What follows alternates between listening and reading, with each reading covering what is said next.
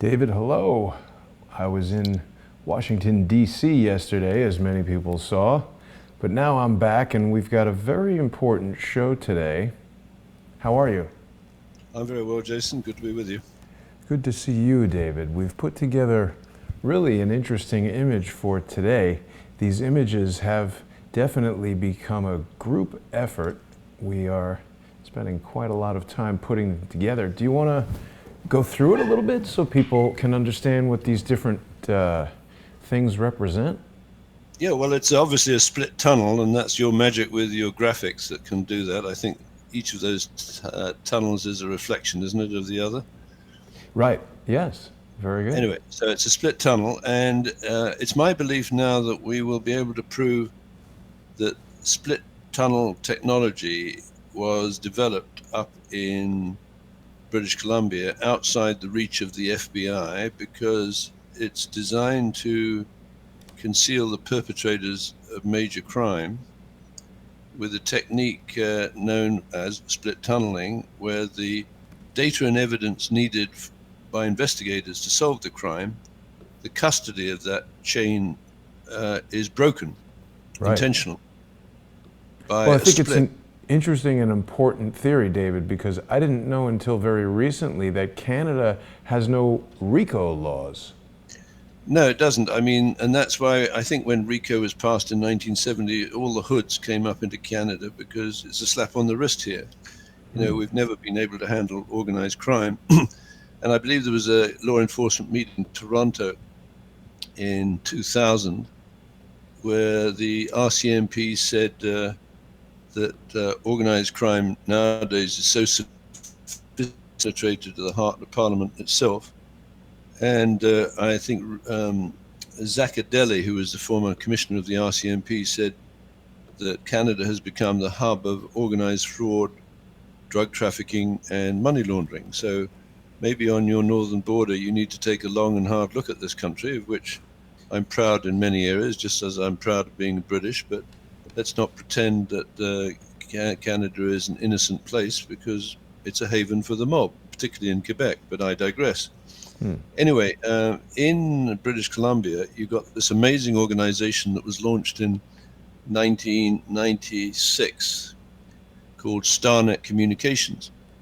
And Starnet Communications apparently traded in hardcore and child pornography. And by hardcore, I believe we will one day be able to find that they were trading in snuff films, some of which were recorded out at the pig farm, the Picton family pig farm in British Columbia, where women from the downtown east side, an incredibly poor area, would be taken out to the pig farm and, I allege, murdered in front of an audience of between 1,700 and 2,000 people, possibly by shooting them with biological bullets and then allowing the audience, both in the barn and at various 4-star and 5-star hotels around the world, to place bets on the length of time it would take them to die. So this is a pretty sordid operation. But apparently in the raid of the 20th of August 1999, with 100 people participating in that raid, including, and I believe without the authority of the Canadian government, a couple of SWAT teams from south of the border, from the IRS and Customs, they took all of the evidence from 3 floors away with them. And this is the heart of our show today. I think it's much more instructive to look at breaks in the chain of custody of evidence than it is to look at the evidence itself with these crimes, whether it's John Benet Ramsey or the murder of the Shermans in Toronto, or the GCHQ spy Gareth Williams, who was found in a bag in his home in Pimlico. All of these are cold cases, yet the crime scene is laden with clues. So we have to ask ourselves, well, what's happened to the forensic skills of the FBI or the RCMP or any of these police forces around the world, including New Zealand with this mosque shooting? Yeah. And I think the great majority of these people are the unwitting victims of a fraud associated with split tunneling, developed in Vancouver at Starnet Communications at 425 Carroll Street, where split tunneling essentially allows you to send the data down 3 tunnels. So the people who should be receiving all of the data are the people with jurisdiction for the crime scene investigation. So let's say out at the pig farm with serial killings, that would have been the Port Coquitlam police or the Vancouver police or the RCMP, depending on where you are in the hierarchy of data, except that when you have a transitional boundary between 2 police forces, then you have a huge problem of communications that theoretically would be addressed by this public key infrastructure developed by Entrust, which was a spin-off from Nortel, in which I believe Mr. Swigart is a leading authority in the United States. So on the right-hand tunnel, you've got Mr. Swigart in his railway engineering costume, if that's the right word, surrounded by piglets or pigs. The pigs out at the pig farm were very dirty. These are nice, clean, cuddly-looking pigs. And then behind the trio of pigs, there's this woman, Christine Marcy, who is so important, I believe, to our investigation. Why I didn't think of asking you to put her in last night. But anyway, we caught up with her this morning. And just a reminder, Christine Marcy is the sister of Field McConnell, with whom I worked from, I guess, December of 2006 to about a year ago, where we parted company, hopefully amicably. But I did an investigation into his sister as soon as he told me he had a high-flying sister in the bureaucracy in Washington, and my jaw dropped. It still drops at the power and the invisibility, if that's a word, of this woman, because she had a gig as a babysitter in Chicago, and this is relayed from my memory and discussions with Phil McConnell, her brother, in 1966 or 67, about the time when the Students for a Democratic Society were deciding or thinking about rioting, days of rage, crap like that, probably financed by an organization in New York called British Business Investment Corporation. Yeah. Anyway, Let me pause you there for a moment, David, because you've been talking about the Bernardine Dorn and Bill Ayers and the Days of Rage for some time, but again, it's another one of these things that it hasn't really hit me how important these two are, and that whole situation is. I was watching a documentary about the Weather Underground, and of course the Students for a Democratic Society was the original name of the Weather Underground, and the degree of violence and terrorism, domestic terrorism, the bombing, the collateral damage caused, it was sort of like Antifa times 10. And we're seeing some of these things now where we've got, Democratic Socialists of America. That sounds fine, but yet as just a couple of years pass, that could become a radicalized organization. And the more I learn about Bill Ayers and Bernardine Dorn and Barack Obama's admiration of those two, it's very interesting because, I remember when Barack Obama said he was a community organizer, that sounded kind of like, oh, well, this guy's an inexperienced, what's a community organizer? Is he putting together like barbecues at the church and block parties and things like that? No, he's signaling to these radical communists that he's one of them. Isn't that right? Yeah, totally. And I would say the 4 that we got on the left-hand tunnel would have played a significant role in organizing the pig farm raves. Well, the other thing I find interesting, David, is that the targets of the Weather Underground were the U.S. Capitol, the NYPD, and the Pentagon. Seems very similar to the targets on 9/11, remarkably so. Yeah, there's a French phrase, plus ça change, plus c'est la même chose. The more it changes, the more it's the same thing. They've got a playbook, these guys. Yeah. Which is why I'm intrigued by writing a script to reverse engineer it. So if we take these two, they were on the run. That's Bill Ayers and Bernardine Dorn in the 1970s. Had a bombing campaign. I think 1972, they blew up a women's washroom in the Pentagon. But you see, when there is not a proper crime scene investigation that results in nailing the perpetrators, they are empowered, right? And they developed a great skill of hiding themselves in the 1970s. And I believe predominantly they were sheltered by people at these left-wing universities and radicals, you know, who would be happy to spit on a Marine when they're returning from Vietnam and refuse to be called up. And I believe Bill Clinton spent some time up a tree somewhere defecating to avoid being called up to Vietnam, but maybe I digress. Interesting, although what I would describe these people and Michelle Obama, really quite a personality or physical personality, I think somewhat overwhelming beside her husband, but this woman is in a white dress. And these people, it was a term I only learned about 4 days ago, you're apparently familiar with it. With these split tunnels, you can create a whitelist of people who get privileged information that should be going into the custody of the people who are tasked with solving the crime, you know, like out at the pig farm. And I believe that those whitelists are members of what we can call the evil teachers, evil being the Electronic Visualization Laboratory at the University of Illinois in Chicago, where Bill Ayers was on faculty for years.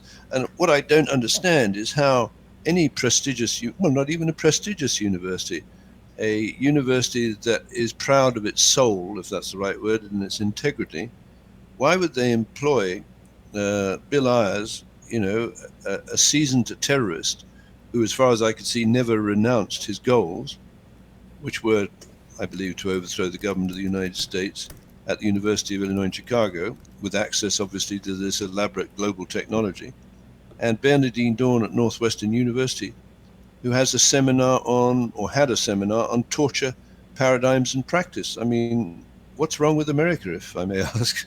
Well, I come back to this New York Times article that we've been pointing out recently, which was published on September 11th, 2001, which I just can't get past the irony of this, David, because of course the New York Times doesn't write an article at 7 o'clock in the morning and then publish it in the newspaper on September 11th. Therefore, this thing in which Bill Ayers says, "I don't regret setting bombs," as the very first sentence in this article, had to be written before September 11th to be published on September 11th. And I just think that the subtext of this, were this a novel or a movie, a cinema studies or literature studies person would say that this is the subtext of the author telling you that he knows that September 11th is going to happen and that he set the bombs. Don't you think? Oh, totally. And that's coming back to that central tunnel, you know, with the Federal Bridge. And it's got some very interesting additions or accretions to it, because the one that we saw, that I don't know how close it was to 9/11, that I saw published, has been modified. The one I saw when I started looking at that, maybe, I don't know, 10 years ago, I noticed that there were 2 banks on the old Federal Bridge schematic that had been removed, and those banks were Wells Fargo and Citigroup. Well, Citigroup is the bank that provided Donald Trump with his loans to buy Trump Shuttle Inc., $380 million. And obviously that went down the tubes because that particular operation, not Trump as a whole, yeah, there you go, went bust. So I believe those Boeings were sold off. But there you have Citibank and Wells Fargo. Well, Wells Fargo is interesting because Wells Fargo was the master server on the leverage lease for the Twin Towers at, I think, $3.2 or $4 billion for a 99-year lease from the Port Authority of New York and New Jersey. And what Wells Fargo and its cartel of lenders or bankers appear to have done around June or July of 2001, they took out a double occurrence insurance on the Twin Towers, which for me, I'm not expert in this area, looks like a catastrophe bond that would be triggered and make the sponsor side enormously wealthy if both towers came down in the same day. there you got a sketch of this clown bombing the corporation type lecture at the University of Chicago. And you see he's got corporations, banks, and utilities. And I think it's the sort of speaking truth to power racket run by the hard left, that they think that they can destroy, the assets of, a civilized society like the United States and profit from that destruction. Now, going back to the Twin Towers, so both of those towers came down on the same day. And then coming back to this chain of custody of evidence, I'm absolutely convinced, Jason, that the most important chain of custody of evidence for the cat bond fraud and the demolition of the Twin Towers was in building number 7. And David, part of the reason for me going to Washington, D.C. the past couple days that I was there, the architects and engineers for 9/11 Truth, as many people know, have gotten together with a lawyers committee for 9/11 inquiry, and they were having a press conference that I covered, and it's very interesting. David Meiswinkle, who is one of the lawyers who is participating in this effort, is a former police officer. So I had a good conversation with him about this whole idea of chain of custody. This is Richard Gage. Here's David. We spoke about chain of custody and how his experience as a police officer, he's also a former member of the U.S. Army, and I spoke to him about all these guys removing evidence from the crime scene rather than collecting it, and he confirmed that it was absolutely a breach of chain of custody. And I thought that was interesting. I don't know that anyone other than you has ever spoken with me about this potential link between the Weather Underground, possibly evolved version or new version of that type of terrorist organization, and the events of September 11th, 2001. I know, and really that's remarkable when you look at the Weather Underground and how probably they morphed into a different kind of bombing attacks. If you look at for example, let me just turn that off. Oops. Okay. If you look at the chain of custody of devices used by the Unabomber, allegedly a guy called Ray Detling accumulated some expertise in patents and some significant monies from the payment for the use of those patents that were implemented or embedded in the Unabomber devices. Now, the first 2 Unabombs, as I understand, were targeted at Northwestern University. And Unabomb, basically it stands for universities and airlines, because the FBI decided that these were the 2 principal targets. Now, just think about it. If you can extort concessions from university presidents and chancellors and that sort of thing, and gradually infiltrate various university departments, computer science being one, law being another, and start extorting concessions from students as they mature within the university and ultimately take up a career in academia, and similarly go after airlines, you can create basically it's a shakedown racket, a racketeering operated, I think, by the white list of the Friends of the Evil Teachers. And you can establish basically enormous power on networks or over networks such as the Federal Bridge. But the predecessor to the Federal Bridge, I believe, was built for a private equity group in Canada and America that has a very interesting special investor, which is David Johnston, who is the only non-American chairman of the Harvard Board of Overseers. Right now, of course, Barack Hussein Obama allegedly went to Harvard. There's a few missing images recording that, and I believe all his records at Harvard and Occidental and Columbia are sealed, so we don't know how successful he was from an academic point of view, but that's part of the legend they've built around this guy. And it seems to me that David Johnston, as Governor General of Canada, would know all about the granting of charitable or society licenses, such as the one granted to Piggy Palace Good Time Society in 1996.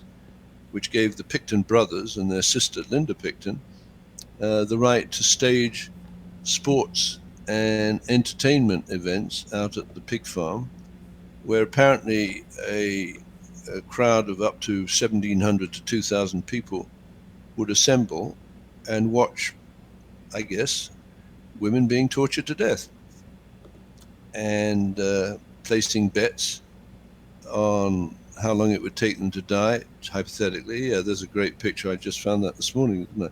I think that's dated to the early years of Piggy's Palace. Apparently the barn was kitted out so that it was actually probably better than most downtown nightclubs in Vancouver. And the women were taken from the downtown east side by Willie Picton, who's somewhat challenged mentally, but he was the body man, you see. He took the women out there. The MO with which he was charged with killing them was he'd strangle them to death. That's the theory of the Crown and the prosecution when he came to trial. But only most of the bodies, I think, went through, I don't know, a wood chipper and were rendered into the food chain. I mean, this is so incredibly disgusting. Yeah. It's unbelievable, I think, almost unbelievable. But they found body bits in the fridge out at the pig farm, including skulls with hands and feet in, split down the middle.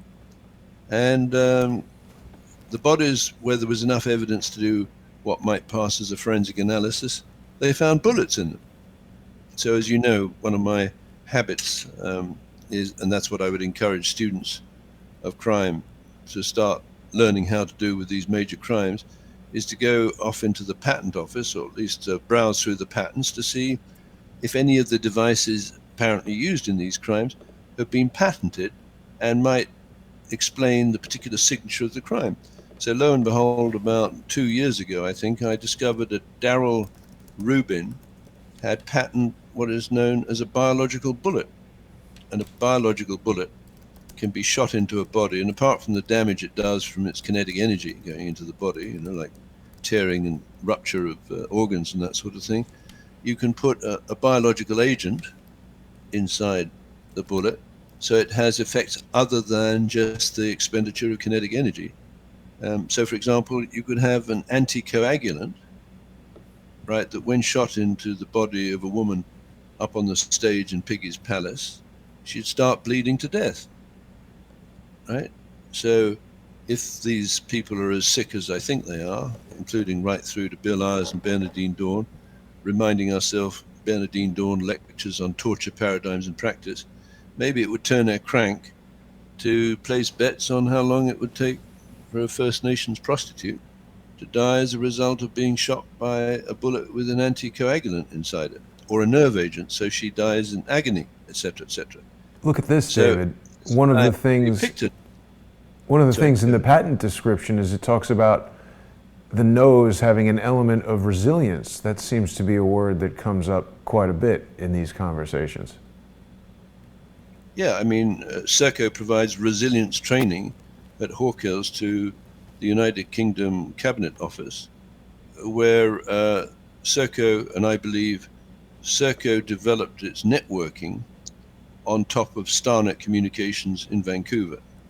But what Serco will do is it will borrow a government network, like the Federal Bridge, I guess, or a quasi-government network, and then stage through fake news or media plays an event. And I believe that there was a drill going on in Christchurch in New Zealand. I believe it was a lone shooter drill, at the same time as the real lone shooter pops up and starts allegedly killing people. But you've got film, or you've seen film, where there doesn't seem to be any blood, right? Yeah, so we did a show. We did a show with Ole Damigard and another with, Ole Damigard and Cody Snodgrass and I did a show, as well as another show with Scott Bennett, and people can see those on patreon.com/crowdsource the truth. But we analyzed that video frame by frame, and there's several incidents that are unexplained if it is a real video of someone shooting people. But the best and shortest example I can give you is there's a moment where one of the victims is shot by the shooter who's not 10 feet away, and the victim is sitting up against a white wall and his hat goes flying off after the shot, but there's no bullet hole in the wall, there's no blood coming out of the guy's head. It doesn't seem possible. It seems like a special effect or a movie shoot, and that's not to say that no one was killed. I do believe people were killed, but I believe that video was released as a false piece of evidence to disallow all of the millions of people around the world who would view that and quite quickly come to various conclusions. But David, before we continue with that, I wanted to raise one point when you were talking about Harvard. Harvard is one of these universities. It's become a brand name that is so widely recognized as, one of the highest quality universities in the world. I think another thing that is frequently done in these circles is to co-opt the credibility of something that has credibility. They create these institutions like the Nobel Peace Prize and things like that, and then they give them to whatever disgusting person they want everyone to think is great. Like Jeffrey Epstein is wearing a Harvard shirt, but did he go to Harvard, or is he just trying to mentally associate himself with that while he discusses with his lawyer how much he enjoys not going to jail for raping dozens of girls? And look at this, he's eating, it looks like croissant and chocolate dipped strawberries. It's pretty fancy, isn't it? Yeah, he doesn't deprive himself of very much. And on the Lolita Express, he arranged to fly Bill Clinton, who's an evil teacher in my book, because Bill Clinton and Hillary Clinton were on faculty at the University of Arkansas. Bill Ayers on faculty at University of Illinois, Chicago, which hosts the evil Batcave. Bernadine Dawn on faculty at University of Northwestern University, where she gave seminars on torture paradigms and practice. And Obama on faculty, I believe, at University of Chicago, where I presume they would have rights in the biggest private pension fund in the world, TIAA, Teachers Insurance Annuity Association.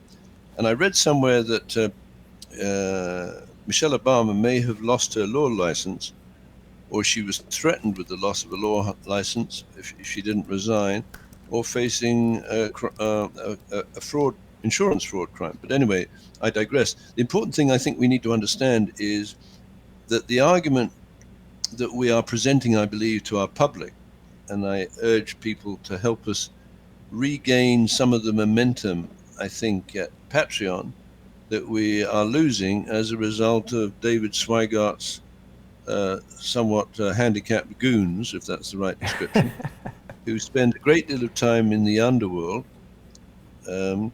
basically attacking a false target, like whether or not I went to university, which I happened to, whether or not I got a scholarship from Queen's College, Cambridge, which I did, whether I did mechanical sciences, tripos, but my degree was awarded as a BA because that's what Cambridge does. All of that is peripheral to the argument that I think you and I are making, which is that the most important thing we can do now in solving crimes that have stayed unsolved back to at least the bombing of Pan Am 103 in 1988, by looking at the chain of evidence, or the chain of custody of data and evidence that appears very early on to be split.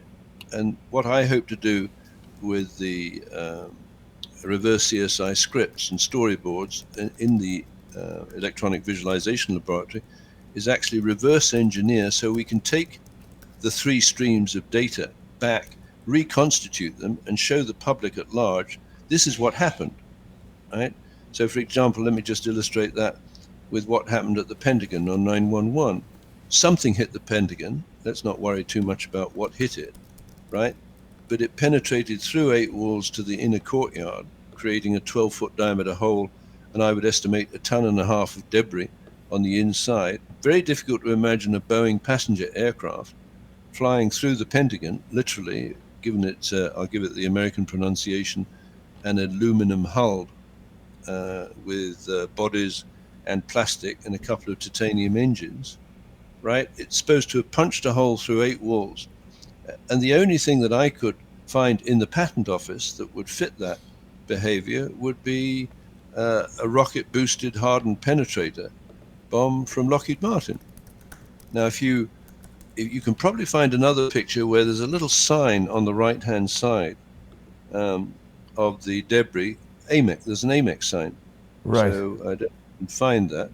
But that's very important because Starnet Communications in Vancouver, where I believe they developed the split tunnel technology to control the evidence at a crime scene and make sure the guilty got free.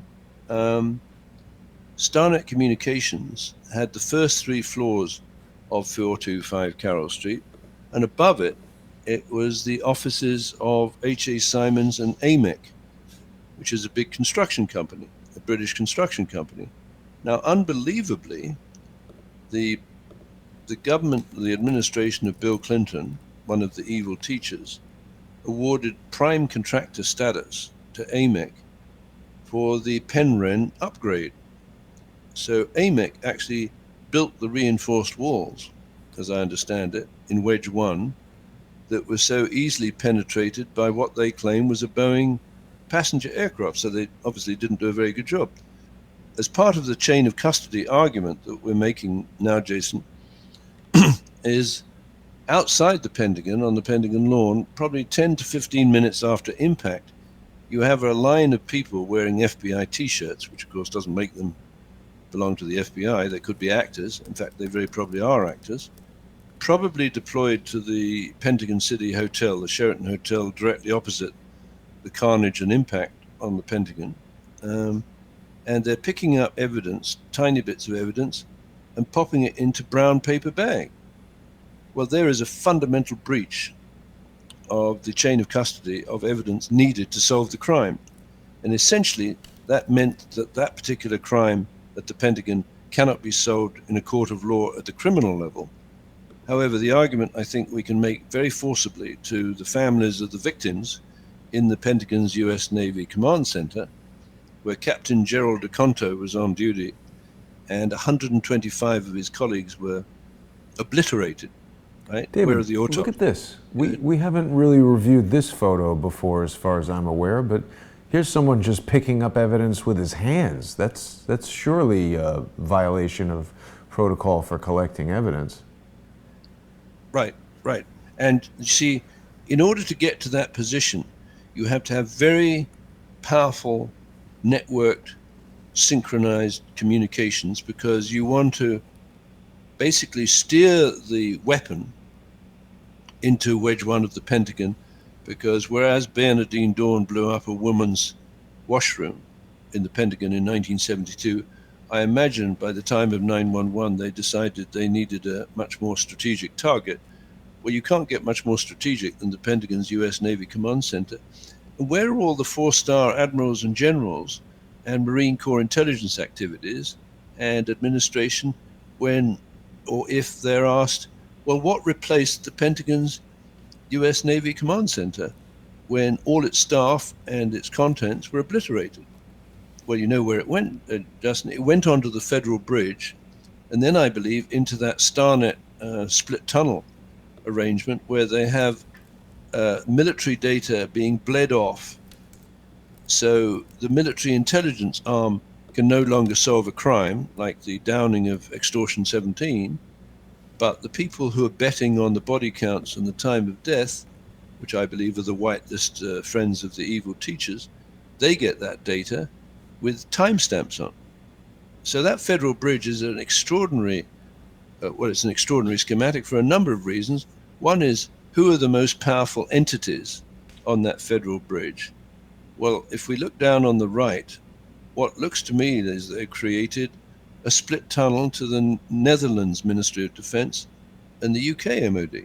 That is to say, they get special privileges and inside information on what's going on around the world where American and British for that matter, troops are deployed. So for example, in Indonesia, there's a downing of the Boeing MAX 8 aircraft. In Ethiopia, there's another one that goes 5 months later. And it looks like I can't remember the acronym, it's MCAS. It's a software system that Boeing installed because the weight distribution of the Boeing 737 MAX 8 was slightly different. The plane had a tendency to put its nose up. So Boeing, in its wisdom, put in some software or artificial intelligence algorithms to push the nose down, and that bypassed the pilot. And so Boeing is heading for a huge lawsuit. The FBI, which is one of the members under the Department of Justice on the Federal Bridge, is investigating for criminal investigation. And I would think that would make the evil teachers, including Bernardine Norn and Bill Ayers and Barack and Michelle Obama and the Clintons, extraordinarily happy, because you're basically hammering or taking down one of America's showcase manufacturing companies. In fact, I believe the biggest manufacturing company in the world. So this is economic sabotage on a huge scale. It's a military-industrial complex company as well. So, I mean, this is definitely right up the alley of the weathermen. Yeah, and it's a target, you see, because what they want us to do is believe that corporations are evil. They even want to believe that you breathing out, Jason, I'm sorry. That's right. At 40,000 parts per million is a threat to the planet, right? You're breathing in at 380 parts per million. So all of these, greenies and so on, they're exactly the same biological makeup. I'm not sure that extends to, well, no, I won't be rude. But we're all members of the mammal family, right? So we're breathing in and breathing out. We're taking it in at ambient carbon dioxide, which is 390 parts per million, and we're breathing out at 40,000 parts per million. And you see, they've now labeled, I think, carbon dioxide as a pollutant. Yeah. So we're attacking each other. It's beyond absurd. It's a fraud. It's a fraud. And we need to get into this custody of the chain of evidence and explain why it's a fraud. Over to you.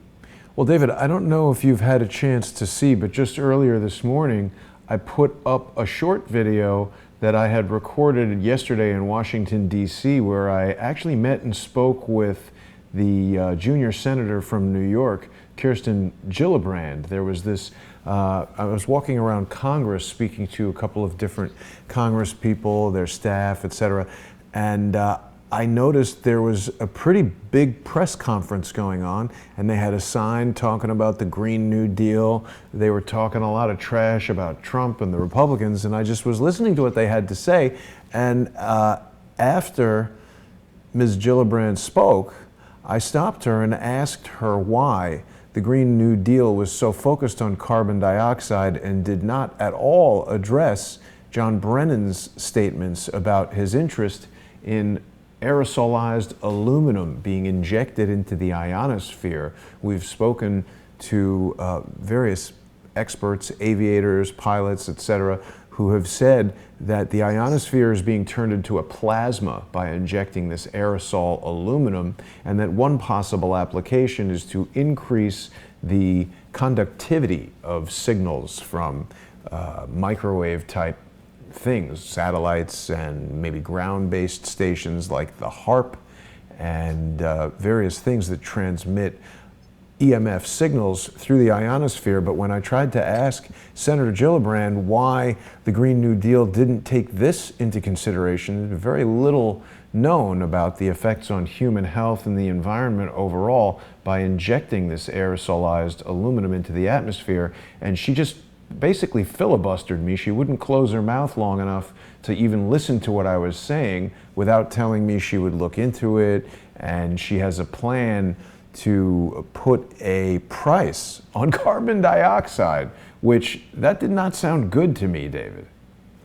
Well, again, coming back to that Federal Bridge, what always intrigues me is that little cluster of three entities that I believe has essentially has got the mens rea for operating the Federal Bridge with a split tunnel configuration, so that the information, data, and evidence needed to solve the crime is denied the proper investigators of the Department of Justice, let's call them the FBI, and a subset of that data that is useful for betting on the time of death and the body count is routed through the state of Illinois into the Northwestern University IT partnerships, which I would say there you will find a whitelist of the friends of the evil teachers. And it includes, I don't know if you recollect, but it includes the BBC. Well, the BBC for decades sheltered Jimmy Savile, who was a pedophile pimp. David, I'm sorry, can I stop you for 1 second? Because, you know, this Federal Bridge diagram, it's fascinating. And I think it confuses a lot of people. I'm certainly no expert in the Federal Bridge. I never heard of it before you told me about it. But there are people out there who want to dissuade anyone from listening to us talk about it. And, you know, these are people who are basically making up lies daily, and I'm not quite sure I understand the logic behind that. We're talking, of course, about Mr. Swigert and his ridiculous social engineering, where he'll put out patently false statements. He's very fond of saying, "I'm from a broken home," which is not true at all. I don't know where he got that either. He's tracking the wrong Jason Goodman, or he's trying to get me to say what I just said so he can further hone in on aspects of my identity and spread more information around the internet in a vain attempt to damage me in some way. But his latest thing is he's telling people that we don't know what we're talking about with the Federal Bridge. And I think that doesn't matter. We're not trying to educate people and tell them we definitively know what's going on. You've just identified this thing and you're raising questions. And it's amazing because we've been looking at it for days and days and weeks. And I've just noticed something quite important, I think, about the state of Illinois, the Department of Justice, and Veterans Affairs. As you were talking, I was thinking, as you said, the state of Illinois is one of the most corrupt states, if not the most corrupt. We've just heard about how the, I guess the U.S. Attorney or the District Attorney, Ms. Fox, completely dismissed the case against Jussie Smollett, despite the fact that a grand jury was impaneled, evaluated evidence from the Chicago PD, and found that he had committed crimes. She totally knocked it out. So that's corruption right there. Blagojevich is in jail or went to jail or whatever. So that state and the Department of Justice could potentially collaborate on things like letting Jussie Smollett off the hook. The Department of Veterans Affairs is certainly in touch with multiple individuals who, in their course of military duty, have been asked or potentially forced by the country to do acts that most people have never done. Shooting people, killing people, things that would change the nature of a person. And some of them are traumatized by this. Some of them are drugged in order to deal with the pain of their injuries and their day-to-day lives. And this is a vulnerable community that could be influenced perhaps. But the thing that I noticed, David, while I was thinking about all of that, I don't really know what this diagram illustrates, but it's certainly, I didn't make it. Somebody put all these different names on here. And what I've just noticed right now, David, is that most of these arrows are going in both directions. The United Kingdom Ministry of Defense seems to, send an arrow towards the Certapath Bridge and towards itself. But in the case of the state of Illinois, the Department of Justice and Veteran Affairs, it's one of the only things on here where the arrows are just going out. Have you noticed that before? No, I haven't, and I don't know the significance because I presume in software you can always have the arrow going in both directions. But look at this. Look at this. Lockheed Martin also just goes in, and Raytheon just goes out. Right, right.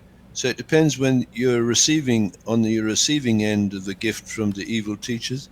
Look at that. Or you're giving them, you know what I mean? So you're bribing them so they don't blow up your planes. And what's intriguing is the precursor to the Federal Bridge. Public key infrastructure was invented at GCHQ, I think, in the late 60s and 70s, with this, public-private key arrangement. Mm-hmm. It was invented or co-invented in the United States, but what I know is that the GCHQ and the NSA, National Security Agency, were hand in glove with the ongoing developments of this system, which gives you certain encryption rights and protection across an insecure network. So if you're between, consenting adults and you've got the right keys, you can shout Lockheed Martin can be patched right through to the United Kingdom Ministry of Defense which would make sense because Lockheed Martin, Serco, and Jacobs Engineering are partners in the management of the atomic weapons establishment in the United Kingdom, and they are given the right to manufacture, dispose, transport, and generally store atomic weapons. Right? Well, that's kind of scary, because if there is, as I believe, a split channel or split tunnel to a group of evil teachers of the kind manifested or represented by Bill Ayers and Bernardine Dawn, quite likely you have the ability for these people to actually stage a an insurgency during 9/11 in an attempt to overthrow the government. Over to you. David, Spanman is asking us, who created this graphic of the Federal Bridge? I have no idea. Neither do I, but I do believe that David Swigert will know, and I also believe that he has worked with, either directly or indirectly, with Christine Marcy. Let me just run through a few things in her career that would make her a pivotal player in this chain of custody. So in 1984, she uses money, as I understand it, from the Department of Justice Asset Forfeiture Fund that she created with Eric Holder, the former Attorney General, to buy an aircraft, which was the first aircraft in the United States Justice, Prisoner, and Alien Transportation System. In that same year, it would appear, she started the database for the National Center for Missing and Exploited Children. Well, that should worry Americans, because this woman, who had a gig as a childminder in Chicago in 1968 or 67, Days of Rage, she then goes to the Office of Economic Opportunity, and her first three bosses were Donald Rumsfeld, Dick Cheney, and Frank Carlucci, the head of Carlyle, the private equity group. Well, if you look at what those three guys were doing on 9/11, looks to me they were working to a script. Now, the question we ask ourselves, or I ask myself, is it Christine Marcy's script?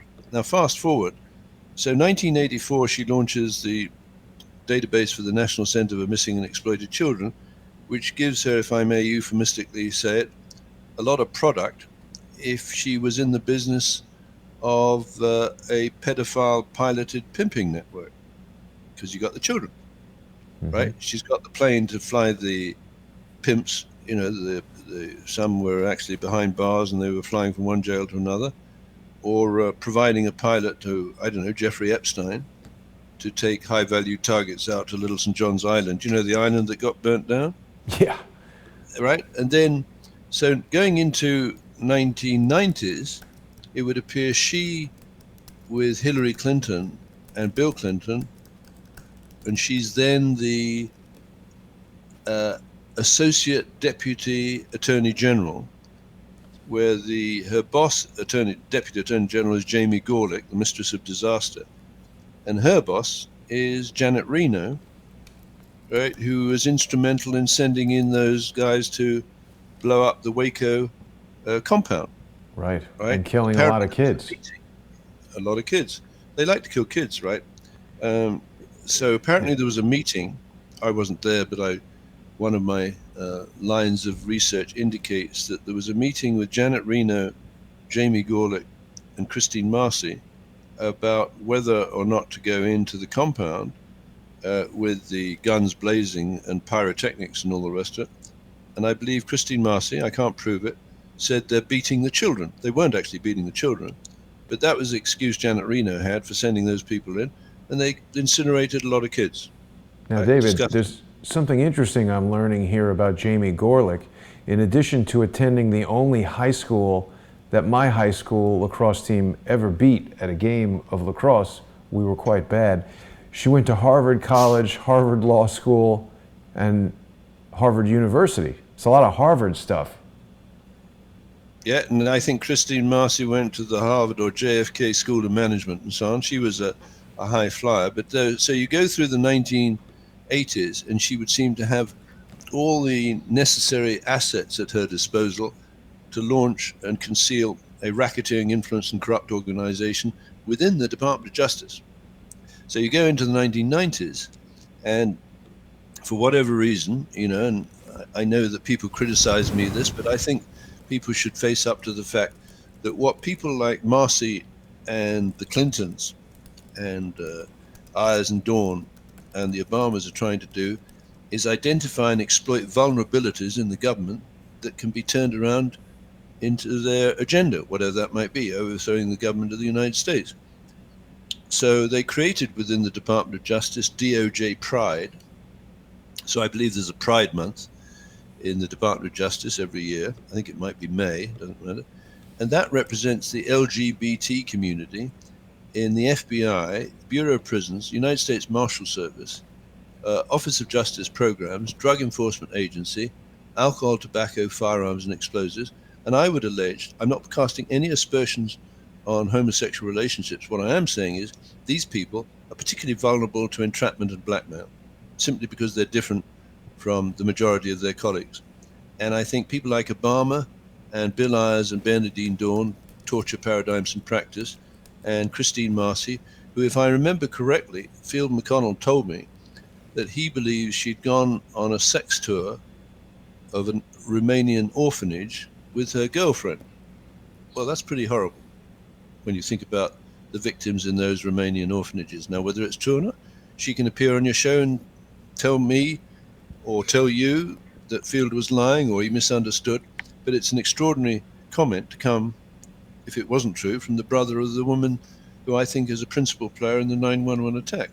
Going through to 1998, she jumps ship from the Assistant Deputy Attorney General to becoming the Chief Operating Officer of the Small Business Administration, which has, or had back then, I would say, a loan portfolio of about $60 billion, which is not bad for a woman who's never run a Welk stand, right?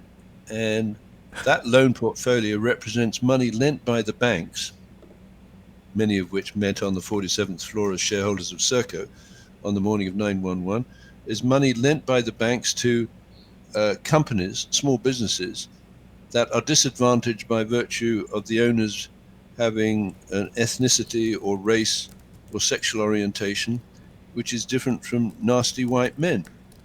Okay, so each big company like Lockheed Martin or Northrop Grumman or Raytheon or Boeing are obliged to set aside a significant sum, I think it's 10% of government contracts, like the development of a tanker, to give to or subcontract to these small businesses who are ethnically, for example, American Indians or Chinese Americans or, first generations, et cetera, et cetera.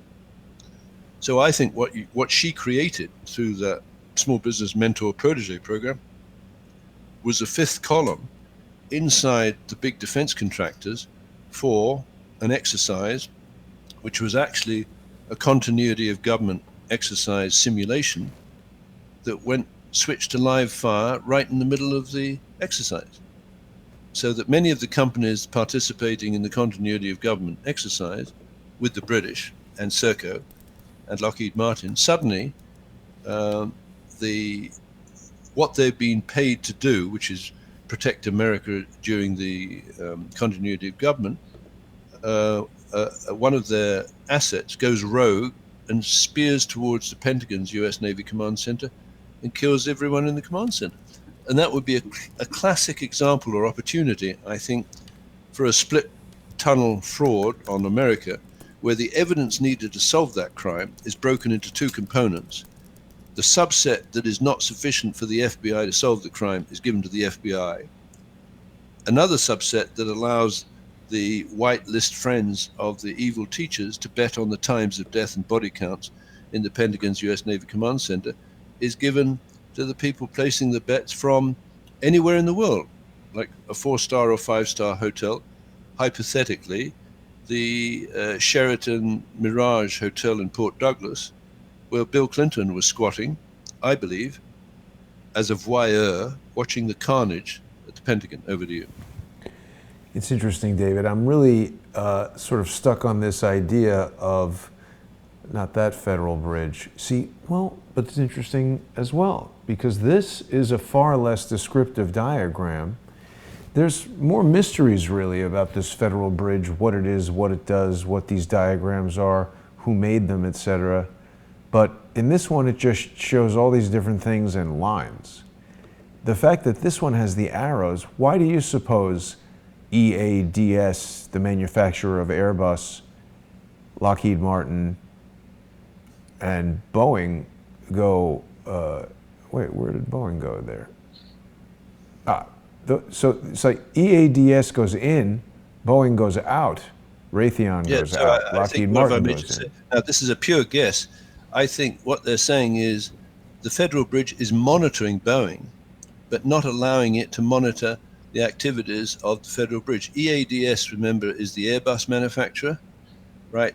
In Chicago, EADS is represented by Sidley Austin Law Firm that employed Bernadine Dawn in 1984 or 85, where she mentored Michelle LaVaughn Robinson, right? And then, I believe, arranged the marriage between Michelle LaVaughn Robinson. Incidentally, periodically, Barack Obama slips up and calls her Michael. Yes. I don't know if you want to dwell on that, but anyway, my point is that Bernadine Dawn would have had the opportunity to groom Barack Obama to complete what she and Bill Ayers failed to do in the 70s and 80s. Well, exactly. I mean, that's massive, and there hasn't been nearly enough investigation, conversation. The National Review had this article from 2008, Michelle Obama, Bernadine Dawn, and Sidley Austin. I haven't read it yet, but I just found it right now. She joined Sidley Austin as an associate in 1988, and previously had a summer associate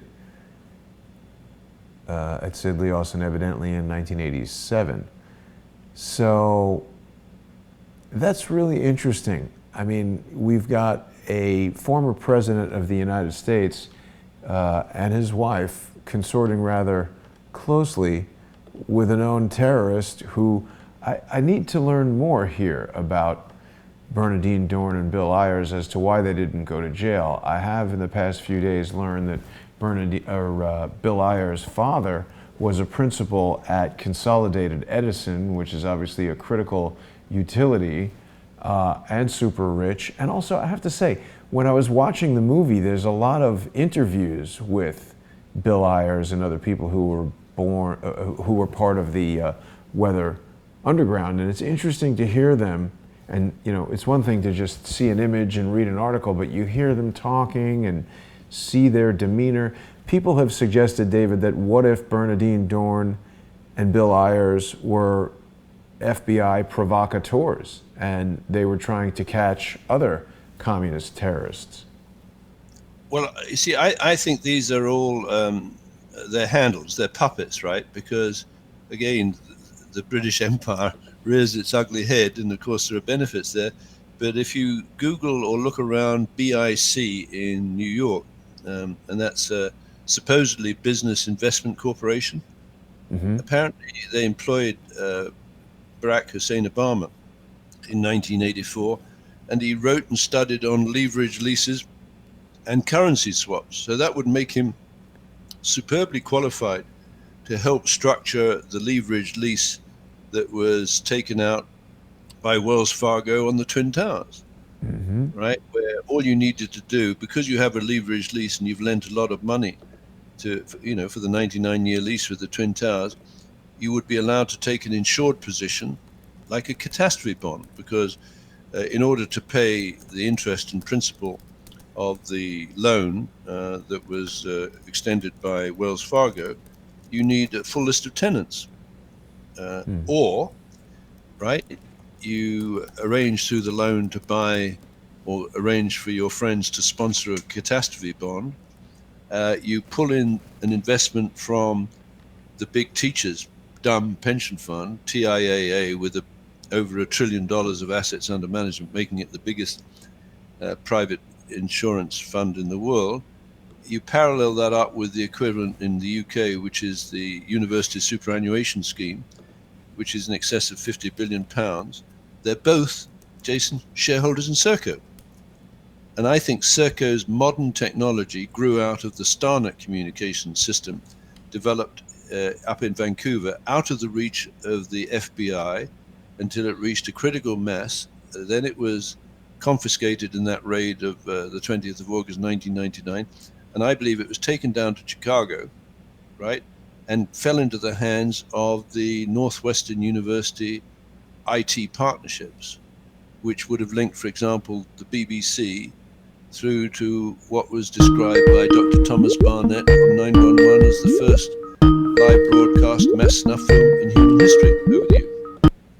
Sorry, David. Somebody trying to call me there. Yeah, well, we're just about out of time. And for today, of course, I was a little bit distracted by that. I mean, I'm looking up so many things here. We've got a lot of people sending me information on the chat. And I think there's more to be learned about this federal bridge. Basically, I've just received an email from one of our viewers where he suggests that the state of Illinois on another document shows a two-way certification, and this viewer believes that the arrows represent trust relationships. That's what PKI infrastructure is meant to capture and represent. Yeah, it's a network of trust. And because we're nearly closing, what I would like to say, and I don't quite know the proper words, is we know now that Zweigart, describing himself as a social engineer and an ethical hacker, would be superbly qualified to set up the Starnet network in Vancouver with McDonald Detweiler, that's now Maxar Technologies, so it can leak off the data necessary for the local police to solve the crime out the pig farm to insiders, both for enrichment or whatever. What I sense, and I think you sense as that, there's this social engineering network is desperately trying to either jam, filter, or purge traffic to and from our shows out to the wider public, where they're very concerned that the public might wake up to what is manifesting. Yeah, right. Because I mean, David, you can't swing a dead cat around the internet without finding websites and YouTube channels that are putting out information that's provably false. It's a remarkable piece of evidence that all of these questionable individuals have so focused on you and I. They make entire channels where they're downloading every video and trying to discourage people from going to patreon.com/reverse-CSI storyboards or patreon.com/crowdsource the truth. I think it's because they know it's very important for viewers who enjoy our show to become sponsors both of your channel and of mine, because this is how we earn money and carry on doing these things. Additionally, you know, there's a lot of people, David, who bring me information much in the way that we just received that email. That's a polite viewer who is interested in what we're talking about and wanting to help both you and I, as well as the larger audience, have a better understanding of what we're looking at. That person didn't go off and make an antagonistic YouTube channel filled with false information about you, false information about me, challenging your credentials. I mean, I'm confident that what you're telling me is true to the best of your knowledge. And so even if something you say about the federal bridge is wrong, what's the difference? We're asking questions about it, and someone who knows more about it than we do could answer those questions rather than mocking us or trying to discourage people from looking at what we're talking about and bringing multiple legal actions. When those legal actions fail to achieve their goal, they go and try and call companies to sick them on us. But none of these companies have contacted me. I'd be happy to have any of their legal people or the CEOs or any representative thereof to come on the show and explain some more. We would learn a lot about these companies.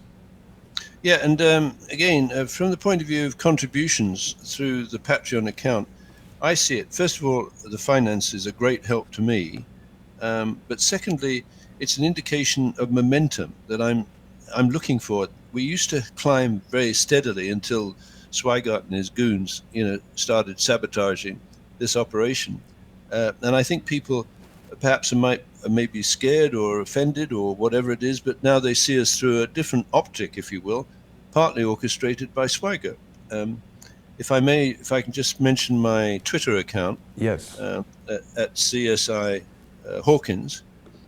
So I would love to have a much greater volume. I'm very appreciative of the quality of the people who contact us, a much greater volume of contact, because I believe what we're trying to do is go viral. And I don't know, that's a magical phrase, but they have gone viral. The social engineers, like they've gone viral with the climate change fraud. I mean, it's the most staggering manipulation of human intelligence in the history of the educated classes, or just the common sense human being, to think that carbon dioxide, which is a wholly beneficial, transparent, odorless fertilizer gas, that if they destroy it means you'd have to put some foul chemicals into the soil to get the fertility needed to grow the plants. They've demonized that and made it, or defined it as a pollutant. Over to you. Yeah, it's quite surprising. And I mean, we saw the reaction that Senator Gillibrand had. If people are interested in seeing more of that, they can go, of course, to the Crowdsource the Truth YouTube channel and watch that video. I just put it up this morning. People can also, David, go and check out your website, Reverse CSI Scripts. And of course, it's free, everything on there. People can browse and just look at it and communicate with you through there. And David, we're out of time for today, so we'll carry on our conversation. I do want to remind our viewers that Crowdsource the Truth is a community-sponsored resource. I couldn't be doing these trips to Washington, D.C. and Mexico and all the places that I go to try to find this information without your support. So if you're watching the show and you're not yet a sponsor, please go to patreon.com/crowdsourcethetruth or subscribestar.com/crowdsourcethetruth. And please keep in mind that I couldn't be doing this show without David, so it's equally important that people visit patreon.com/reversecsi-scripts, support David on there, and follow him on Twitter. David, thank you so much. We'll be back on Friday where we'll have another free show like this for all of our viewers on YouTube and Periscope and Facebook and DLive and VK.com and all these other platforms that we use. But of course, on Friday we have our premium show, which is available to subscribers only who subscribe to patreon.com/reversecsi-storyboards and patreon.com/crowdsourcethetruth. So I want to thank you for joining me today, David. We're getting into some really fascinating connections that I think are worthy of quite a bit more exploration and discussion. I'll see you on Friday, and thank you so much for joining me. Thank you, Jason. Yeah, see you Friday. Bye now. Absolutely, and thanks everybody for watching. I'll be back later today at 5 o'clock. Charles Ortel will be closing in. Don't miss that. Big news from Charles.